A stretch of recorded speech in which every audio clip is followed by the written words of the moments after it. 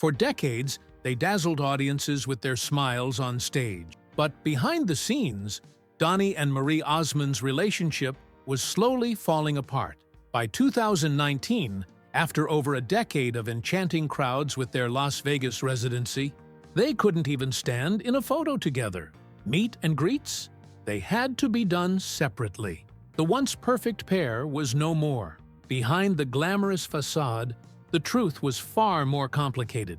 Promotional photos were shot separately, and fans remained blissfully unaware of the legal storm brewing beneath the surface. A lawsuit surfaced, exposing shocking accusations, greed, manipulation, and betrayal that threatened to tear apart one of the most beloved sibling acts in entertainment history. This is the untold story of how America's favorite siblings, once inseparable, became complete strangers. Marie Osmond's journey began on October 13, 1959, in Ogden, Utah.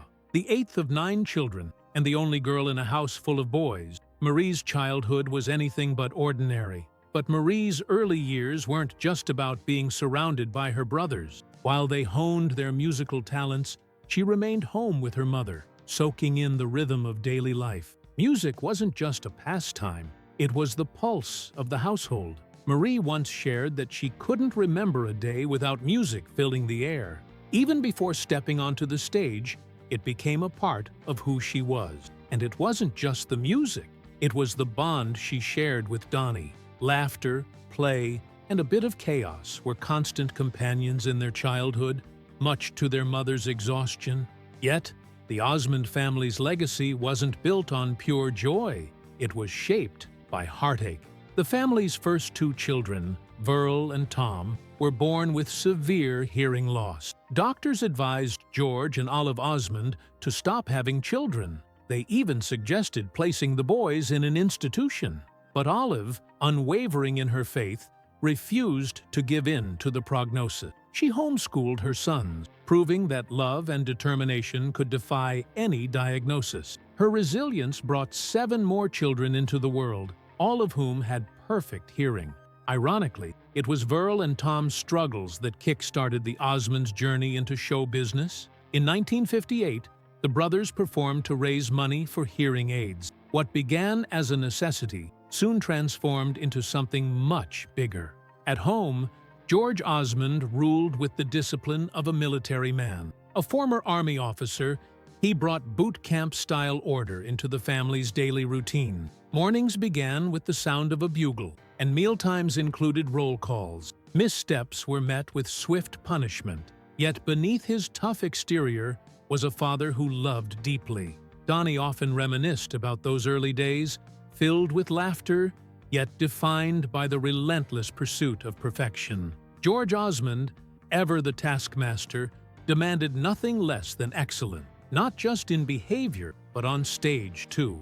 Every note, every step had to be flawless. The Osmonds started small, performing at local churches. It wasn't long before the family's talent was impossible to ignore. Alan was just 8 when he joined in, Jay only 2. Then, in a twist of fate, their performance at Disneyland in the late 1950s caught the eye of talent scouts. That encounter led to national TV appearances. Soon, they were regulars on The Andy Williams Show. Little Donny made his TV debut at just 5 years old, singing, "You Are My Sunshine." Fame came quickly, but it came at a cost. Rehearsals took priority over school, and tours stole their childhood.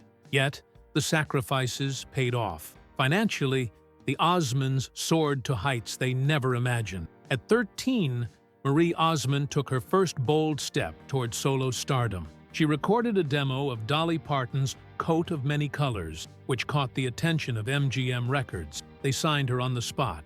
Marie flew to Nashville, where she stunned everyone by recording 9 songs in her first session.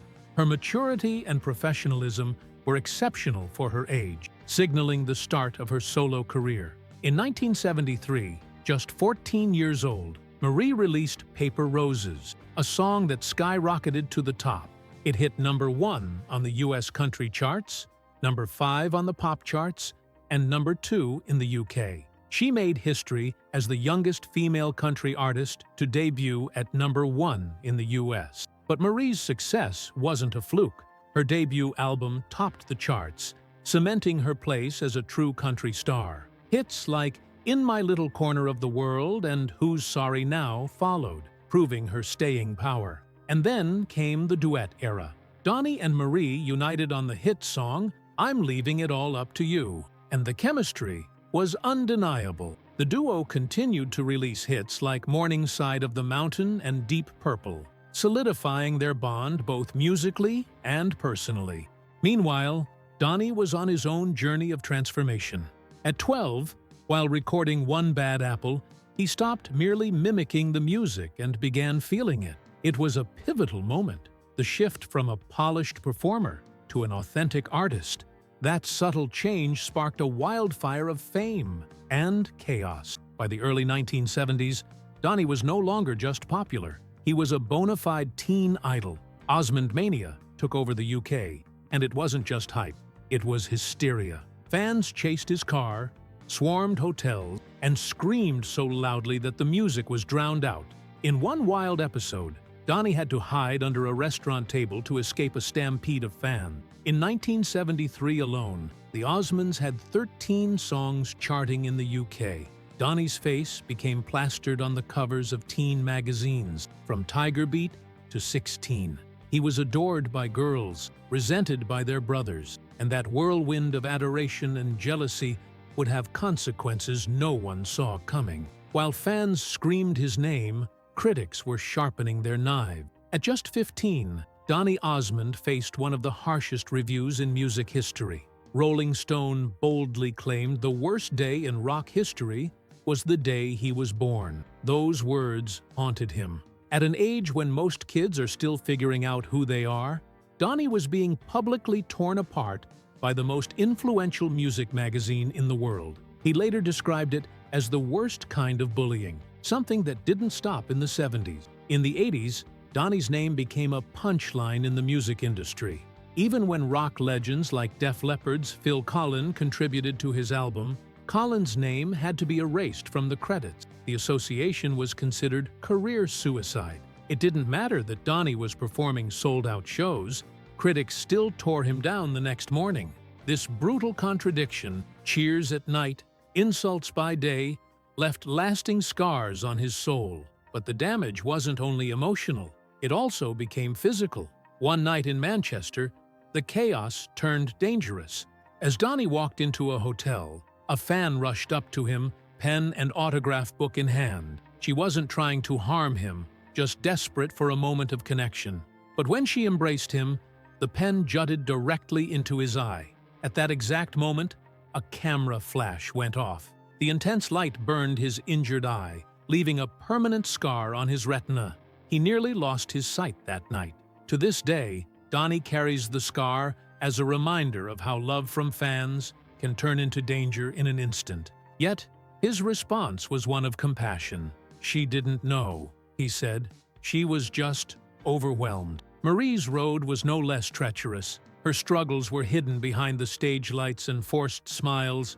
At just 15, she was already a star on Donny and Marie, but off camera, the pressure was suffocating. Studio executives weren't just strict, they were cruel. Despite weighing only 103 pounds, they told her she was too fat.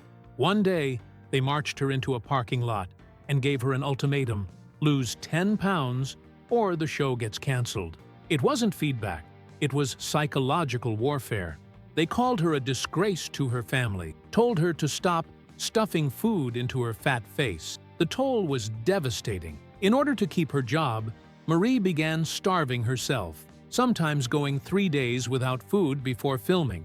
Other times, she survived on a mixture of lemon water, cayenne pepper, and maple syrup, anything to keep her weight below 93 pounds. It was dangerous, it was disordered, but she felt trapped, believing she had no choice. The pressure didn't just fade with age, it clung to Marie for years. The smiling girl America saw on TV was quietly battling her own survival. Marie's early success came at a steep price. She was constantly hounded by the need to look perfect. From her teenage years onward, She was trapped in a cycle of extreme dieting, trying every fad just to stay camera-ready. It took her decades to realize just how damaging that pressure had truly been. Despite her personal struggles, Marie continued to rise in the spotlight. As a young star, she had high-profile relationships, including one with Andy Gibb of the Bee Gees. Their time together held so much promise, but the weight of outside pressures and personal challenges soon began to take its toll. Eventually, they went their separate ways, leaving Marie heartbroken. She also had a brief relationship with actor Eric Estrada, though she's kept much of that chapter private. Her path to lasting love was full of unexpected twists. In 1982, Marie married Stephen Craig, but after just 3 years, the marriage ended. Then, in 1986, she married music producer Brian Blosel. Together, they had 7 children, building a family. But their relationship had its own share of ups and downs. By 1998, the couple separated, and in 2007, they were officially divorced.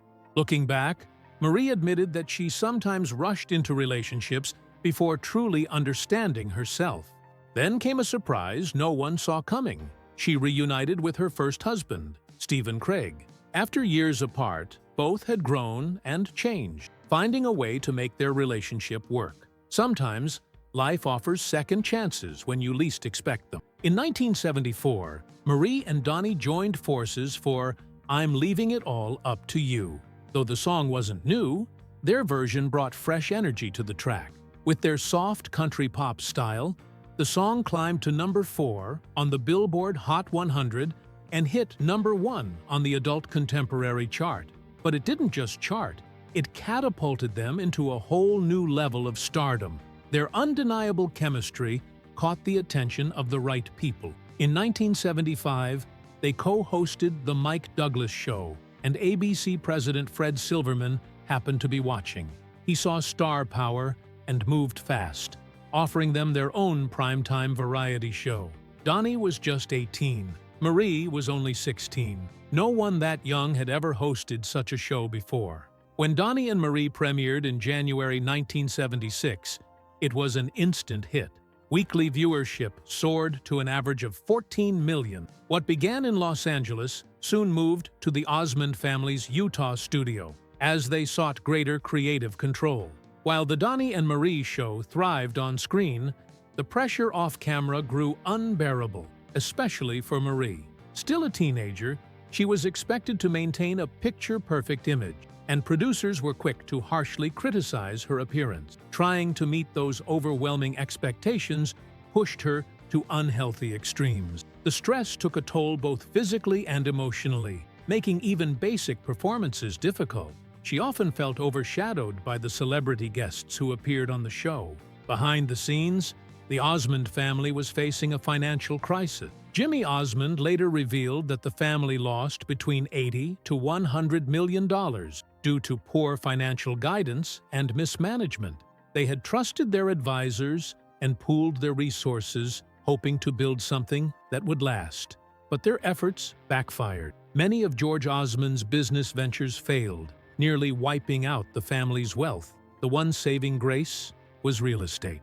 George had wisely invested in property, and selling those assets helped the family recover some financial stability when everything else crumbled. But public interest started to wane, and part of the reason was Donny's private life. On May 8, 1978, Donny married Deborah Glenn, but kept the marriage private for 3 years. He understood how much of his fame relied on his image as the dream teen heartthrob.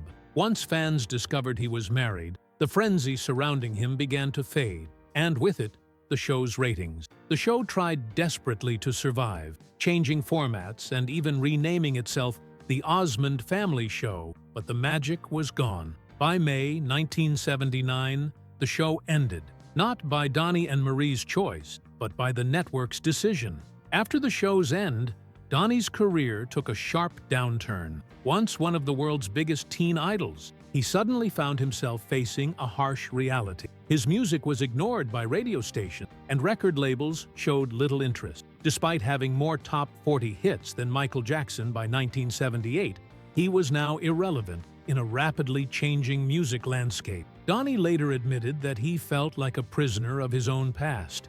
The image of the teen idol was impossible to escape, and the pressure to maintain that image weighed heavily on him. By the mid-1990s, the stress had evolved into crippling panic attacks. He was eventually diagnosed with social anxiety disorder. There were moments before going on stage when he said he would have rather died than perform. Marie, his sister, witnessed his struggle. She remembered how, even back in the 70s, Donny would sit alone in his dressing room, trying to summon the strength to go on. Despite everything, Donny kept moving forward. From 1992 to 1998, he performed the lead role in Joseph and the Amazing Technicolor Dreamcoat more than 2,000 times across the US and Canada. The role helped revive his career, but it also pushed his anxiety to its limits. One night in Las Vegas, he was so sick that he could barely stand, yet he powered through the performance. After one grueling performance, Donny collapsed and had to be carried off stage. His costume offered little protection, and performing alongside children made him even more vulnerable to illness. A conversation with director Stephen Pimlott helped shift Donny's perspective. Pimlott told him that theater was a place where people came to dream, and as a performer, he was in charge of that dream. This insight became something Donny could hold on to, giving him the strength to manage the pressure and return to the stage. In December 2024, Donny will step into a new role as the Pharaoh in Joseph and the Amazing Technicolor Dreamcoat, marking another significant chapter in his remarkable journey. Meanwhile, Marie was also making her comeback. After the variety show ended, she faced her own challenges, but in the mid-1980s, she found success once again in country music. Signing with Capitol Records, she teamed up with Dan Seals for the duet Meet Me in Montana, which shot to #1 on the US country charts and earned them Vocal Duo of the Year at the CMA Awards. Marie's return to country music continued with hits like There's No Stopping Your Heart, and her album I Only Wanted You spent 37 weeks on the country charts. The single Read My Lips made the top 5, earning her Grammy and ACM nominations for her work. In 1998, TV legend Dick Clark had an idea to bring Donny and Marie back as daytime talk show hosts. Though hesitant at first, they agreed, and the Donny and Marie Show debuted in September 1998. With a live house band and big-name producers, the show had plenty of buzz. But despite receiving Daytime Emmy nominations in 2000 and 2001, it was canceled after just 2 seasons. It was yet another attempt to revive their 70s magic, but not everything was lost. A decade later, Donny and Marie began a 6-week residency at the Flamingo in Las Vegas. What started as a short-term gig turned into something much bigger, marking the start of a new chapter in their careers. The Las Vegas residency, initially planned for just 6 weeks, lasted 11 years and became one of the most successful stages of Donny and Marie's careers. Over the course of their run, they performed 1,730 shows and attracted nearly 1 million fans. Their residency at the Flamingo was so iconic that, in 2013, the venue renamed its showroom in their honor. Behind the scenes, however, the workload was grueling.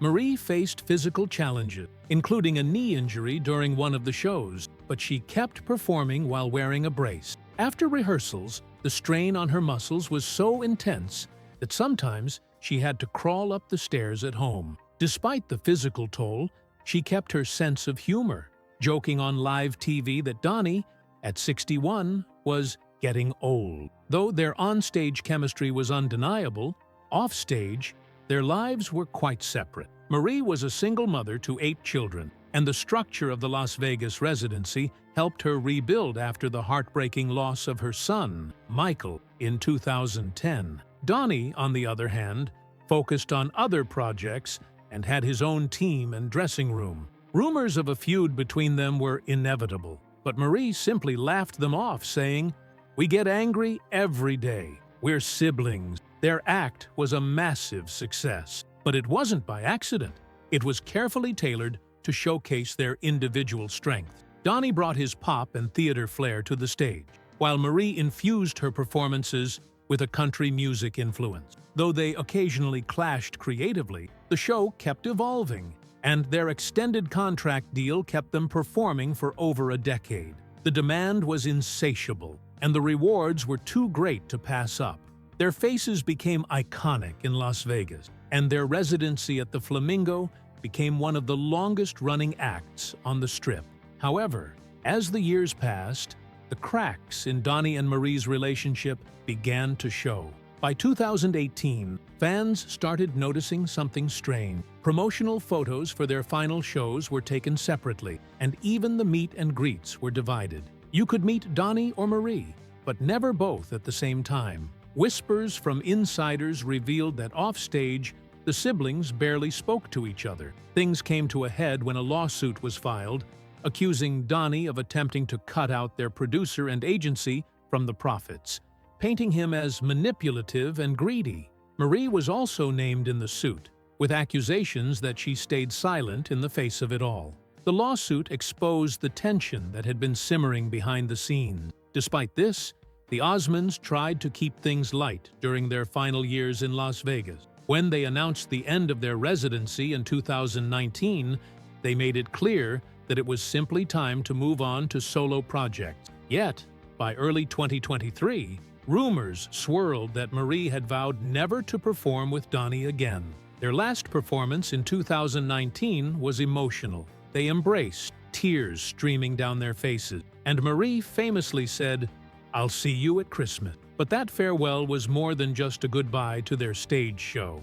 It marked the end of a complex, turbulent chapter in their lives. Throughout her career, Marie Osmond endured incredible loss, immense pressure, heartbreak, and relentless public scrutiny. Yet, despite it all, she kept returning to the stage, to her children, and to the spotlight. Not because it was easy, but because she believed in choosing life, moving forward, and finding strength time and time again. I'm